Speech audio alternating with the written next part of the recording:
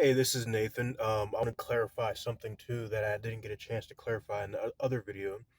So, under 18 USC 925A1, if you work for a governmental agency, whether it's the police, the military, any governmental agency that requires you to have a firearm, then you are not prohibited from possessing it for work purposes, basically, and that it does not apply to you if you work for them. So 18 USC 922 G 1 through 8 do not apply to you because you work for the government. Another one, to clarify, when I talk about the vehicle analogy, what I mean is that it's not, in order to drive a motor vehicle on a public road, you need to have a driver's license. So whatever state law comports, whatever state law accepts a legal motor vehicle to be in a road, you need a driver's license for that. And my analogy is that you can own an antique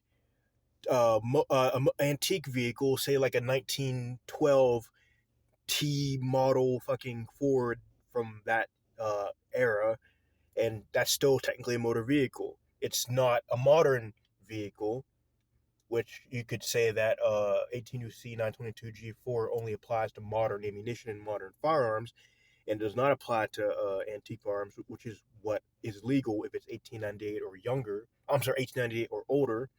You could say that you could drive this old vehicle and it would still satisfy the driver's license aspect of it because it's a motor vehicle, and it's a requirement in order to get your license. In the same way as think of your driver's license as a permit to carry and the vehicle itself as a gun, basically. You know what I'm saying? So 18 UC 922 G4 only bans you from having modern cars and not every vehicle, just modern cars.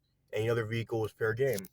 Also, I wanted to clarify that if you live in a state that still prohibits you from having antique firearms or stun guns or any other dangerous weapons, then just move to a different state that allows you to have it, so you don't have to worry about the state law. If you really care about your rights, then where you live shouldn't even matter. You should live in a state that allows you to have it if you live in a state that does not, so move from that state and move to a state that is more relaxed if you're dealing with that situation, just to clarify.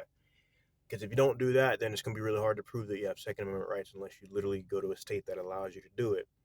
So yeah, just wanted to clarify, and also wanted to clarify that when it comes to the passage of time and you rehabilitation from the from the commitment, none of that matters according to multiple federal courts, and the Supreme Court has not clarified whether there's a difference between temporary disarmament and permanent disarmament um, regarding that.